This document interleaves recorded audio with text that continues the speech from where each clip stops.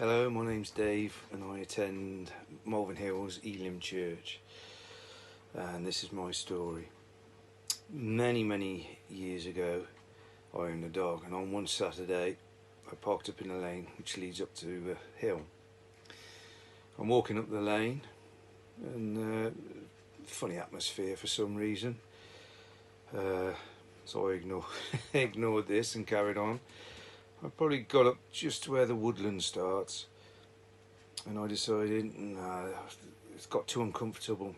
So I walked back down probably 200 yards, and on my left was a gate leading into an open field. So I thought, I'll open the gate, I'll change my route, see if it feels better going this way. As I turned around and shut the gate, I found aware of this great pressure, it was like a presence, but I couldn't see anything.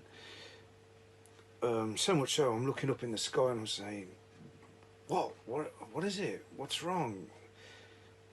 What do you want me to do? Or, and it was really hard, really great pressure. So I thought, oh well, I ignored that, and I carried on up the field.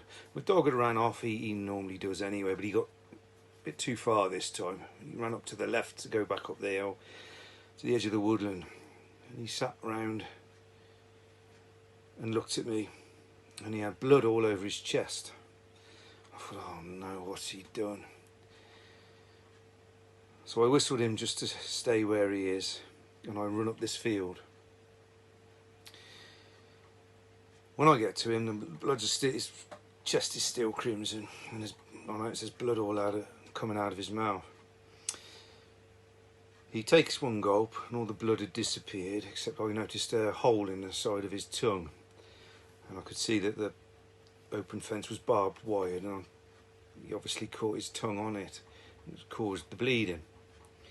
I checked him over, and the blood stopped, so I continued on. I decided to go back into the wood that way, since I took all the effort of running up the hill. So Jan went through the fence, I went up and over. And as we were walking into the wood, I just get in. I've got to bow down below a branch to get through. I can hear Jan, and as I bow down and then I look up, my dog's gone. 15 foot in front of me, no more than that, and he totally disappeared out of my sight. I can't explain it. I don't know where he went. So I looked everywhere. Hours and hours and hours I was on this hill looking everywhere. I went back down to the Land Rover, went back up to the lane, back up to the woods. I went to the left, to the right, back down to the Land Rover. I think I was on the hill around 10 o'clock. I think it was around about 4:30 that I found my dog sat by the Land Rover. How he disappeared, why he disappeared, I cannot explain it. But all I can explain is this is why you should have faith. When something's trying to tell you something, don't ignore it. And that's my story.